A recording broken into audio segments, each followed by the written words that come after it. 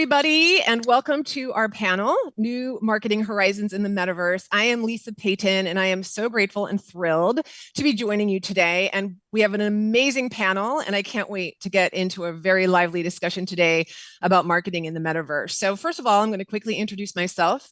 As I said, I'm Lisa Payton. I've been in the immersive media and experiential marketing space for almost 20 years.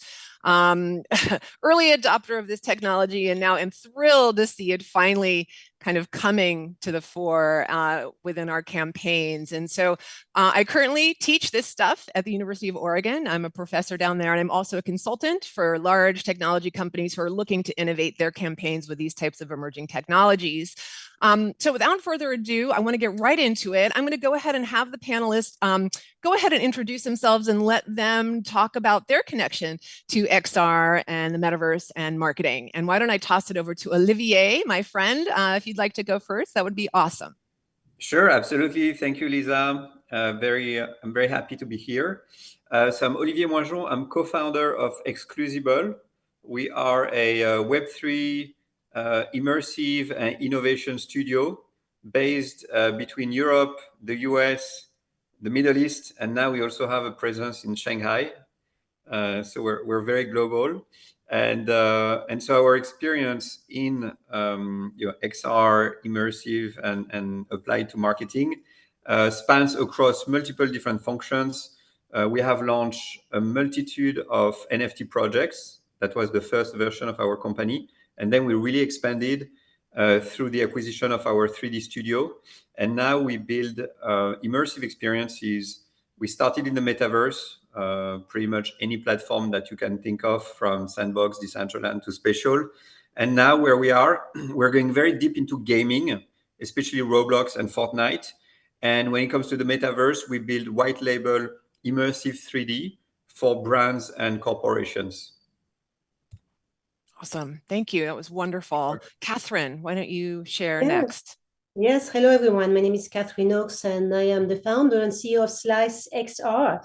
Slice is first a marketing and branding agency because everything starts with branding, right? We have to make sure that we are positioning our companies and our brand the right way. And this has evolved dramatically over the past couple of years because of the Metaverse. And this is what we do at Slice XR. We really help propel brands into the next generation. And the next generation is now having different types of needs. They want immersive experiences. They don't want to be sold. They want to be taken by the hand and live an experience that's going to give them hope again, that's give them energy to try new products. So this is what we do. We really help position brands so that their communication now is relevant to the new generation, of course to everyone, but to the new generation in particular, because they are looking for XR, AR, VR, all these technologies that are going to present them products and services in a completely different light. So this is what we do at Slice. We help brands recreate messaging that is relevant and create experiences that are going to help them grab market shares and position themselves in a new light compared to their competitors. Awesome. Thank you, Catherine. And Neil, you're up. Hi, everyone. My name is Neil Savadas. I am not directly in the Metaverse marketing space, but my perspective is more so as a voice for Gen Z in the tech world. I work on the product side at an entertainment platform, and I'm also a writer, speaker, and founder of the Find Gen Z series, which is a newsletter at the intersection of emerging tech, social media, and Gen Z. And I think my goal on my side and my perspective is really about, with all these amazing godlike technologies we have nowadays with social media, search engines, AI, smartphones, XR, VR, my whole perspective is I want to make sure we're building products that are built with the human interest rather than the human weakness. I love that, Neil, and I'm so grateful to have you in the room, because I think so many of these activations are targeting, this younger Gen Z generation, and so having your perspective on the panel is so valuable. So let's dive right in here. Let's start off with this first question, which is where are brands seeing success today when it comes to kind of emerging technologies and marketing in the Metaverse? Gucci just launched a new activation. Maybe you all saw that in the sandbox. I was excited to read about that. And Olivier, again, I'm I'm just going to maybe start with you, because I know that luxury brands are very near and dear to your heart, and I would love for you to share your perspective on that question. Yeah, absolutely. So maybe first of all, we can start with a little bit of a history or a recap of the past 2.5 years, because so much has happened and the space has evolved so much. So just to make sure we're talking about the same things. So the hype around the metaverse came in like 2021 when Facebook renamed to Meta. Of course, the metaverse is nothing new. This concept of like an immersive 3D internet, virtual worlds, virtual stores, they've been around for years and years and years. And many studios, many people have been working on these technologies for a long time. Then there was the hype. Post Meta announcement, all the metaverse platforms that were deeply Web3 connected usually had a token and were destinations. So what I call destination, it's like a platform where you go. So it's not white label. Those platforms are supposed to have some type of community, native. And so that's the great interest for brands or anyone to build on those platforms, is that to leverage the existing community. So we had a very strong hype late 2021, early 2022 for these platforms. Fast forward to today, I think that space has changed dramatically. And the reality is that brands, they want brand and corporations. That's really our core focus in terms of target clients. What they want, it's either to go on gaming platforms that already have millions and millions of users, okay, or they want to create their own immersive experience so that they can tap into virtual commerce. They can re-inject storytelling and creativity on their website. Anything that's in between, I think, has fallen a little bit out of the radar and out of grace from brands and corporations, which are now really looking for something long-term with a clear ROI. You can take all your marketing metrics, your sales metrics from your traditional channels. Now, if they are investing in immersive experiences, they're looking also for metrics. And the reality is that the gaming platforms offer very, very strong audience. It's a fantastic way to tap into a younger audience. You can generate revenue. You're building awareness today for the client of tomorrow. And if you build something on your website, you control the environment 100%. And you're basically adding a new layer to the millions of dollars that as a brand, you are already spending in digital marketing to drive traffic to your website. So I think these are really the two realities of today. Then, of course, there are so many different technologies that really are interesting from a marketing, like innovation marketing point of view, and like AR, VR, XR, out of house, fan engagements, like all sorts of things that we can probably dig into a little bit further. Yeah, that's awesome, Olivier. That perspective is great, kind of level setting. And Catherine, I'd love for you to share your perspective on this question of where brands are seeing kind of driving some good results with immersive. Yeah. What I can tell you is the sectors, the industries, the verticals that are most active using those new technologies. And I have a list here. Architectural exploration is huge. We are working with clients all over the world that are finding new ways now to first develop projects in a 3D environment, so that they can showcase their own clients how, for example, a building is going to look in a specific environment, and take them on a journey. I mean, recreate the building in a 3D space and allow them to visit that building as if it was already finalized. So that is becoming more and more popular, and it's gaining traction, and we're getting a lot of demands in that area. Interior design is the same thing. Now you can really recreate a home in a 3D environment like it's already done. So imagine the sales journey is happening a lot faster because people see in front of their eyes in a 3D setting what they would buy, right? So that has been very popular, very successful. Product customization. People and teams can meet from all over the world and together work at developing product in a 3D setting. Same thing, it's something that a lot of industries love to be able to do. And I have seen the medical field getting more involved in that, pharmaceutical companies getting more interested in that, because it allows them to work together in an immersive setting that is a lot more prone to innovation, first of all. It speeds up the production process, and it creates an environment that is completely new, therefore, like I mentioned before, prone to create innovation to a completely new level. Product driving experiences within the car industry also very interested in using 3D experiences to give their prospects an experience of, hey, you can drive your car now. Come into the metaverse, drive your car, or test a prototype of a car, and then you can give us feedback. Same thing. There's a lot going on in that area. Interactive mirrors for the fashion industry. These are also growing in interest and demand, as well as virtual training. B2B, B2C, virtual training in a 3D space, that also is very effective. And I'm starting to see a lot more companies that want to leverage those technologies to enhance communication between their different stakeholders. And of course, mocap and virtual production with games combined together, it can be very powerful to not only educate, but also to generate a gaming environment that is very inspiring, very entertaining, but also that provides a powerful interaction as far as business growth that has been very successful, and a lot of demand in that area as well. So as you can see, lots of the diversity of industries are getting now very interested. They're starting to invest, and it's exciting to see that happening, because it's going to change the business landscape for sure.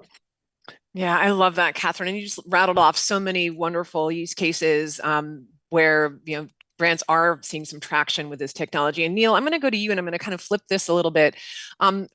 Being kind of the Gen Z rep in the room, where are you seeing Gen Z engaging with these types of technologies, kind of this intersection of brand and immersive, and what is effectively reaching that audience?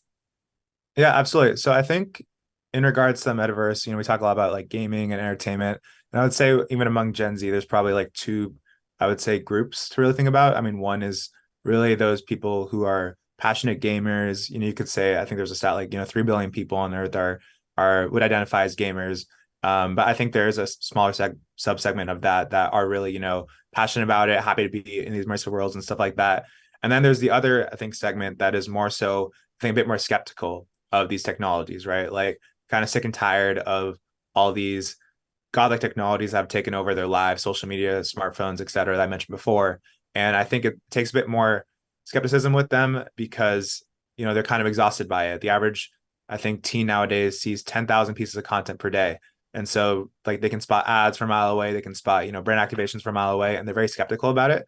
And I would say actually the biggest thing you can do when, let's say, you're marketing, like say a brand in the metaverse or in like worlds like Roblox, et cetera, is to really make it more about entertainment and bringing joy rather than trying to sell anything, really. Because Gen Z sees so many ads per day, and the number one thing you can do for your brand that really makes an impact is to really try to associate it with joy. And that's with things like humor, with fun, with gamification, that really makes it easy for people to be like, oh, like I saw this brand in the metaverse, I saw Nike Land, I saw McDonald's in activation this year where they built a metaverse around Chinese New Year. They kind of just making it fun, right? Making it more engagement. I think in terms of ROI, that's a whole nother question. And I think given that it's such a new industry of metaverse marketing, it's much harder to measure. So I think now is really the time to kind of, I think, embrace this idea of really trying to entertain your Gen Z users more so than trying to sell to them, because they are kind of sick and tired of all this marketing that they grew up with. Yeah, I love that. And you just are really speaking to so many of my students are in that latter group where, they are just leaped out on technology, and they feel they're just kind of done with it. So what an interesting challenge to have now as, as digital marketers trying to figure out how to make digital work. So let's talk a little bit about specific strategies and tactics. And I love, Neil, that you just spoke to ROI. Maybe we can bring that into to this question as well. So maybe specifically you can talk about what types of strategies are working and bringing brands that positive ROI, and what are they measuring, right? It may not be direct sales, maybe it's more like brand lift or brand loyalty. So maybe we could talk a little bit about that. How are brands measuring ROI, and where are they seeing the lift that they want? What types of strategies and tactics are driving that? And Olivier or Catherine, whoever wants to go first on that one, it's up to you. I can go first if you want. Well, first of all, it's PR. They're going to start getting PR. Interest from the media, they're going to come to them. And that's a great way to get free PR, right? PR can be expensive, but when you create something or when you work on something that nobody else in your industry is working on, and if you speak enough about this on social media, of course, you have to let people know about it, you may get some interest from the media. So that's return on investment right away, because it has huge amounts of value. And engagement on social media. We see a lot of this. People ask questions. What is this? Why are you doing this? What are the benefits of that? And how is it going to help your company? So I think these are the two initial ways of measuring success and return on your investment, is that PR and social media engagement. Awesome. Thanks, Catherine, for that response. Olivier, I would love to get your perspective on that same question. Yes, absolutely. So I think it's very important at the inception of a project with a brand, we need to agree on what the objectives are. Are they building some type of innovative, immersive project for conversion, for brand awareness, for client acquisition? And then we establish baseline metrics against which we are going to measure the success of the performance. In everything we do, we know that, for example, white label Metaverse usually converts much better than e-commerce. Maybe like 30% increase in conversion, 70% increase in coming back to the website. So all the standard metrics improve. Then, of course, the difference is in terms of traffic. So traffic, especially if you have an immersive experience on your website as a brand, you might not have the same amount of traffic as your standard website, because only a portion of that traffic will go and visit and spend time to visit your experience. But one thing for sure is that any type of immersive experience usually has a much, much longer dwell time compared to standard social media or standard e-commerce websites. So for example, we did an experience with Sour Patch Kids, very famous candy brand by the Panelists group. And we know that we have almost 2 million minutes spent in the experience in just 2 weeks. So in terms of time spent and engagement is absolutely massive compared to what they get on regular channels.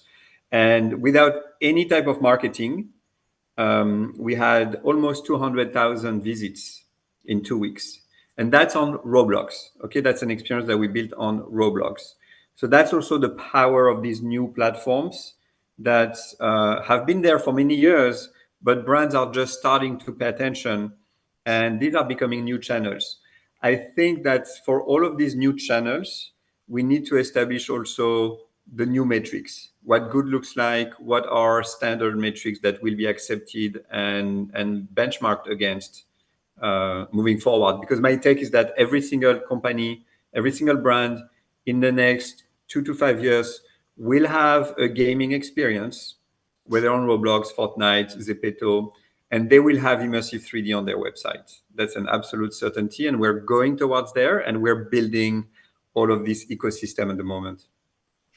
You just said the Z word. You just said Zepeto. Oh, yes. Oh my gosh, there's so many. Anyway, great. Thank you for that answer, Olivier. And I'd like to just and I'll bring you into this next question, but I'd like to queue up kind of this next question, which, because both of you, Catherine and Olivier, are talking about specific use cases that I think span both kind of consumer focusing activations and then also B2B activations. We think about some of the kind of architectural examples and things that you brought up, Catherine. So talk to us about the audiences, and it's because it's not, I think if I were a brand, maybe they didn't know a lot about this, I think, oh, this is just for the young, this is just for consumers trying to reach gamers. But I don't think that's the case anymore. And so if you could share a little bit about maybe, the audience is being engaged, talk a little bit about B2B, B2C activations and what those types of brands are doing. I think that would be really helpful. Yeah, well, it depends on the industry, of course. So you're going, for example, the pharmaceutical world can target B2C consumers or businesses. So it depends on their goals. If their goal is to do research together and bring together specialists and scientists and doctors, that's a great way to do it, to use those immersive technologies and bring people into a room in a virtual space using different types of technologies to innovate and work together for research purposes. For consumers, that's a great way to educate about a new medication, for example, right? So you bring people into a journey. Instead of seeing those ads that we see always on TV that are absolutely obnoxious, nobody wants to see that anymore. You just present that in a completely different light, and therefore you draw some interest back. So that's one way to do it. Medical, pharmaceutical, of course, B2C and B2B. So it's, and as far as age is concerned, you can reach the young ones as far as the elderly. In the metaverse, you have platforms that are specialized for seniors, and they flock to the metaverse. And you would have never known that when I tell that to some of my clients. And, you can reach the older generation as well. And why is that? Is because they are isolated. And those new technologies allow them to not be isolated anymore. They now, thanks to, of course, they have to have goggles, but they now can find themselves into an environment where we gather together, we play games together. You can introduce products and services to them in a light that's completely different. And then you can get referrals like that. You can get reviews, testimonials. You can have live testimonials. This is the power of the metaverse as well. Bring people together in a space, in a 3D space, talk about a product in a non-salesy fashion, and then generate reviews from that. You use those videos. My God, that's UGC. That's powerful. So you can generally reach any audiences, any age, with any type of content, as long as it's done in an innovative way, as long as it's interesting, and as long as it's professional. Right? Professional, and say professional, it has to be done right, because time is always an issue. People don't have huge amounts of time. So make your message short, to the point, engaging and fun. Hey, and then you will make some space, then you will reach more and more people, and they will remember you, which is the other thing that's really important. Is if you do those things well, they will remember you, because most companies are not present there anymore. Not anymore. They are not yet present there. That's the way I wanted to say. Catherine, can you share the specific platforms where you would market to the elderly? Which ones are you talking about? Well, in Meta, you have lots of different apps, and I know a lot of them that are Meta Horizons? Meta Horizons? Yes, in Horizon World, correct. So that's where a lot of the seniors are flocking right now, in Horizon World, where we can find different apps and meet with people. So that's one of them. Even with Roblox, I mean, you get games. Some people, where even if they are 75, 80 years old, they love to play games. So they go into Roblox and they meet people that way. So that's the thing that I think industries and companies and brands have to understand, is that behaviors are changing. Behaviors are changing and have changed dramatically over the past 2 years. First of all, because of COVID. We were forced to change our behavior because of COVID. And now this has been ingrained into the way we live our lives. So instead of thinking, hey, we have never done it this way, this does not work, they now have to open up their minds and think differently, because everything's changed. And that's what I'm challenged with the more and more, is people tell me, oh, this is not going to work. Oh, this has never been done this way. You're right. And if you don't adjust, you will lose your market shares. That's as simple as that. It's going to happen. People have to think differently, be open-minded, and realize that they can reach a much broader audience if they start behaving that way. Yeah. And Olivier, I see you nodding your head. Do you want to also kind of jump in and talk about audience segmentation and kind of the B2B, B2C discussion when it comes to the metaverse? Sure. So obviously, the metaverse, the reality is that it's gaming. Okay, those are gaming mechanics, gaming type of environments. So it caters to a usually a younger audience. Of course, each platform has a specific audience. So Roblox, half of the players on Roblox are below 13 years old, which then creates all sorts of challenges for brands, because there's a way that you can you can prevent your experience to be available for below 13 or below 17 on Roblox. And then 14% of the audience on Roblox is considered adult, so it's above 17. Okay, whereas on Fortnite, the large majority is 17 to 35 years old, but they are also mostly men. Whereas on Roblox, the split female to male, it's almost close to 50%, 50-50. And I think Neil was talking about the overall gaming audience, which is 3 billion people, 3 billion per day, I think, play games on average. And that split also at the total level video gaming, it's, I think, 45% female. And there's a very nice distribution throughout age groups. So basically, it depends on the platform. It depends on the platform. It depends on where people are going to join this experience, and also the type of communities. But of course, the interest for brands is omni-channel. That's what it is about. And brands have been implementing omni-channel strategies for years, usually linking their stores to e-commerce, making all that connections very seamless, so that it's a frictionless experience for customers. Now, what we're saying to them, to the brands, is that gaming and all these metaverse platforms and metaverse experiences should also be part of their omni-channel strategies. And there are ways to connect what you will do in the experience or a Roblox video game to your stores, to the physical expression of your brand, or even to your e-commerce.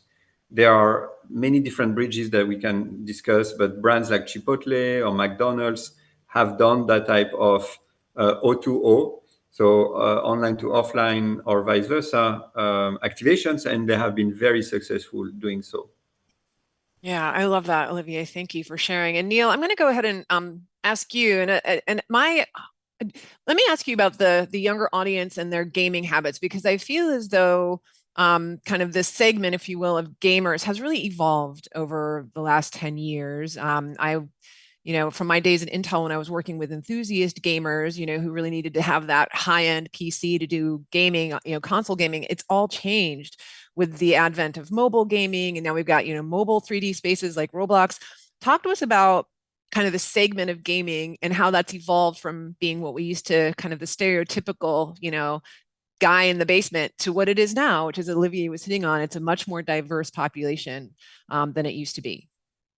Yeah, absolutely. I think there is an innate human thing of like entertainment. And I think nowadays, with like, I would say the creation of platforms like TikTok, for example, that are really discovery driven, it's really opened the door for other audiences to come into this segment and realize, hey, like I have value in this, I can enjoy gaming, etc. And so whether it's different genders, different communities coming in and being like, oh, I thought gamers used to be this certain way. But also you have to realize that, I think there's an innate ability within the gaming industry that is very inviting in general. Like even the guy in the basement, right, who used to play with his friends, like the reason why so many people, for example, they'll, go on, PlayStation or Xbox with their friends, every night of the week, but won't hang out in person, is because that like the experience of like talking to someone, over like the Xbox or the PlayStation while doing activity that is honestly as human as it gets. It feels like they're there in person. That's probably even the I think vision of what VR is trying to get to. And I would say, to go a step further in terms of like answering the question, even about, what kind of things should brands be doing to build these immersive and experiential marketing questions, and what kind of questions they should be asking in order to kind of define a successful campaign. I would say there's two really important things to consider. Number one, does your campaign really bring in a human insight into it, of like, this is, is the virtual world making the human world, the real world, a better experience? One example is with the NBA is now, broadcasting games through VR headsets, where you can literally sit courtside and watch the game live through a VR headset. That there's millions of people who probably never sat courtside at an NBA game, but would love to, and they now have the opportunity to through VR. And then the second thing is also, I would say, number two, is this something that is socially shareable? Like, is this something that, if my friend did this, or my mom or my daughter did this, like, would I want to do this as well? Because I think a great example in this gamified world that is unbelievable is Fortnite, and the fact that Fortnite, the majority, I think, of its revenue, actually, it's a free game. The majority of the revenue actually comes from buying skins, like buying clothes for digital avatars, which just sounds really crazy, that I think the number was really almost into the billions of like money made from that particular thing. But the reason why, it wasn't because they were like marketing these skins of like, oh, you should buy this. It was more so, like one person, like what your friend bought it, you bought this skin for, this LeBron themed skin, etc. And then you had to have it as well. And I think those two questions of like, is there a human insight into this that makes the virtual world arguably better than the real world? And two, is this something that's socially shareable, something that, the next person, word of mouth, will want to bring into their own lives as well? Thanks, Neil. That's great. I just wanted to say thank you. Thank you very much. Appreciate everybody. Nice to meet everyone. And if you need more information, you can go to slicexr.com. And we're really here to help brands establish a presence in the metaverse and not be scared. And we guide them. We guide them so that we can do this more efficiently. That's Awesome. basically Great. Thanks, Catherine. Take care. Bye-bye.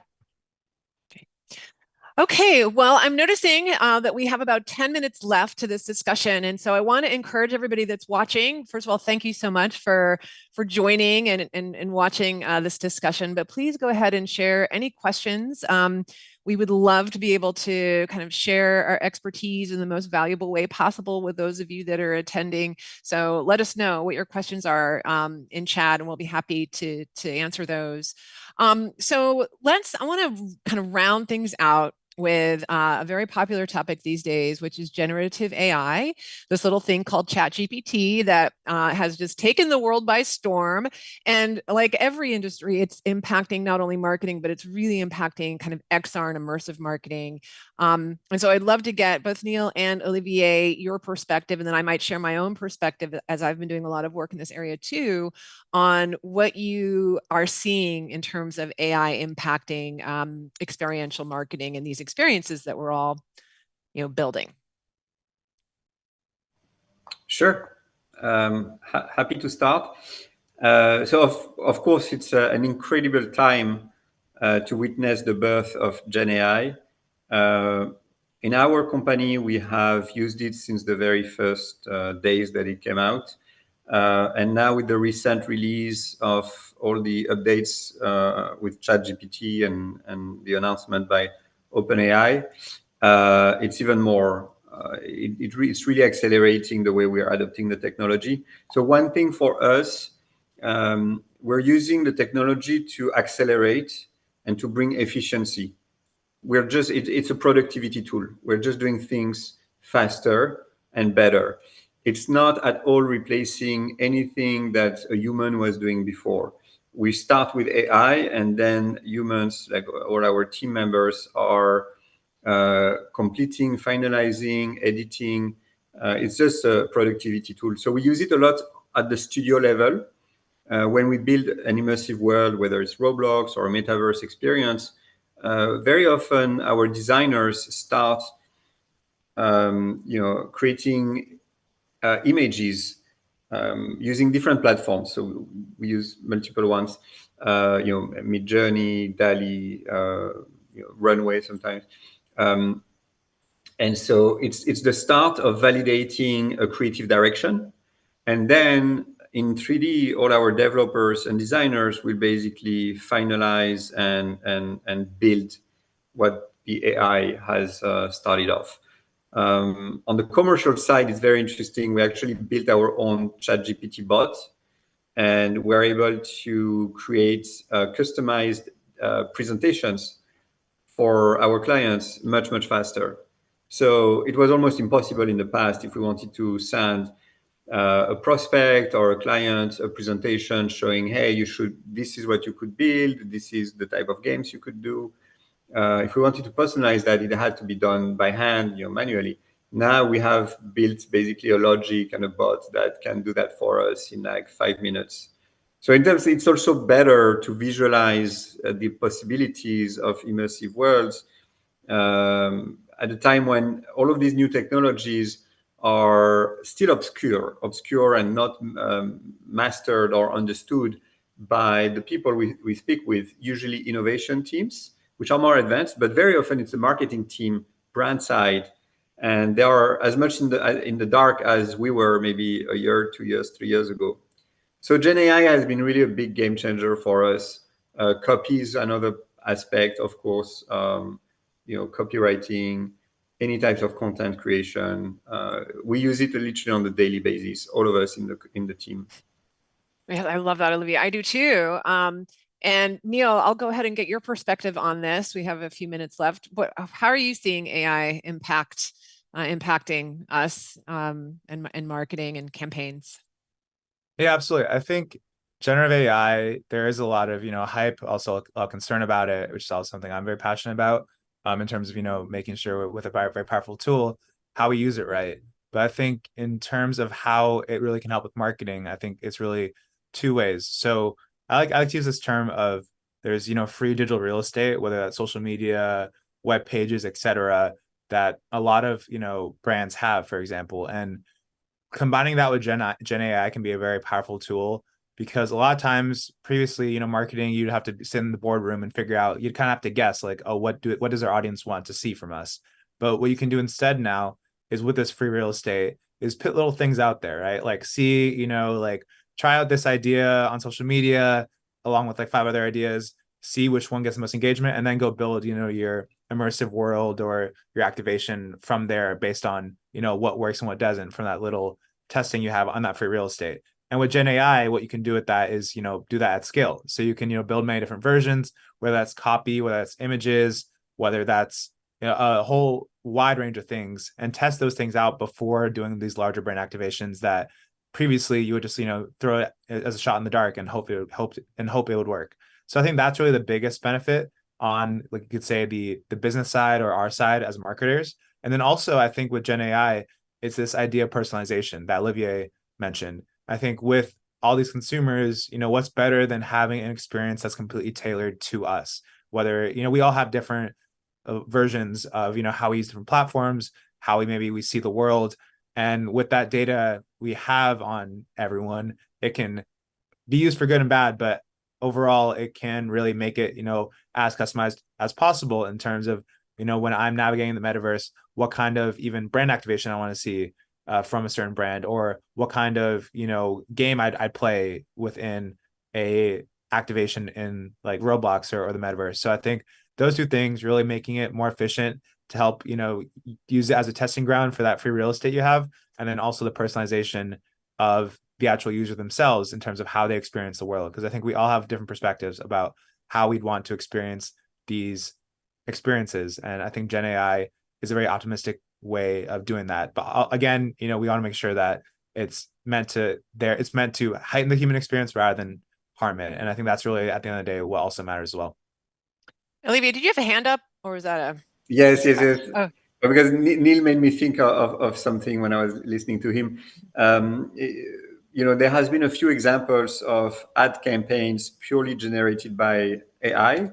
I think the brands Casablanca, Revolve, they launch 100% AI campaigns. And I think it's a great use of the technology. The difficulty is when the conversation then goes away from, hey, it's an amazing tech, to, hey, you're putting people out of business, because those campaigns were in the past made by an entire team, between renting the studios, the hiring the models, the photographers, the stylists, etc. And I think it's Levi's who did something also that completely backfired, when they did an entire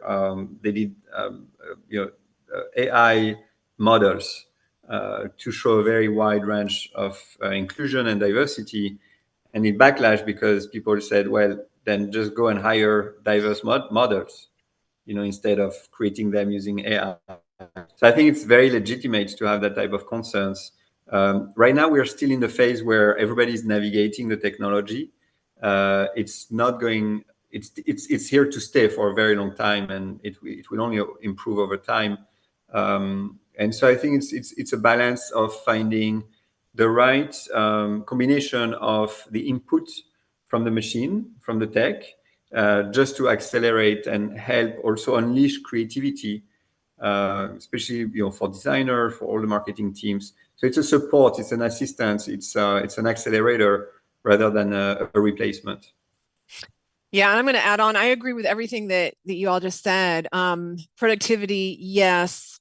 One thing that I wanted to talk about that maybe isn't talked about enough is it absolutely helps with creativity as well, and voice of the customer. And one very compelling way that I'm using ChatGPT on a daily basis is with my customer companion that I've created. I've created my AI persona using ChatGPT. I have one for all my different customers. That could be students that I'm trying to reach in the classroom, to anybody that I'm reaching through my marketing campaign. Maybe it's a CMO, maybe whomever they are. I have these beautiful personas, and they are a live voice of customers. So I can go and ask them, what kind of image would help draw your attention to a blog post about X? What do you actually want to see a blog post about? And it will give you the most amazing answers. It's just at your fingertips. So there's no excuse anymore, if you're a marketer, to not have your finger on the pulse of your customer, period. Everybody should be using it in that way. Every company, if they're not already. I know some companies are closer to the voice of customer than others, but this is an amazingly powerful tool, because all of those personas are based upon the reams of data that are actually existing out there. It's not like they're making it up. I mean, it's such an amazing use as well, because it's internal. So some of these concerns that you have about, incorrect facts or going off the rails, and that doesn't matter, because it's an internal thing, right? We're not showing that to the customer per se. So when we think about building strategies and creativity and the way we approach things, there's a lot of room for a tool like ChatGPT to come into that mix. And I know we have to wrap up. I want to just share some resources. So we are going to take your questions, a couple of resources to follow up. So I have an XR AI marketing brief that comes out twice a month that talks about all this yummy stuff, with lots of opportunities to meet. I do a monthly online XR pub crawl for marketers just like y'all who are interested in bringing this type of technology into your campaign. So please join me live. I have an AI Marketing Revolution Challenge that is a YouTube hands-on tutorial challenge. I've got about 10. I will have 10. I think there's 5 up there now, where if you really want to get your hands in and learn how to build a customer companion and learn how to use ChatGPT and other AI tools to really help you today in being creative and effective in your campaigns, go ahead and check that out. It's all on LinkedIn. You'll find everything there. So just do Lisa Payton on LinkedIn and all of the good stuff is there. And before we go, I want to give both Olivier and Neil a chance to sign off. And so Olivier, why don't you go ahead and jump in? Any last words before I know we have to wrap this up? No, thank you again. I love your idea, what you were describing about creating personas. That's very, very smart. I didn't think of doing that. And no, I only encourage, so if you are a brand or a corporation, just think that what's happening today, everything we talked about, gaming, immersive, all these new technologies, it's the same as us pitching you social media in 2008, 2010, and telling you that you have to open an Instagram account for your company or your brand. It's the same. Okay, it's a new channel. You don't understand it now. You don't see the value, but in a few years, it's going to be an absolutely obvious, and every brand is going to have one. Love that, Olivier. Neil, take us out. Take us out. What do you got?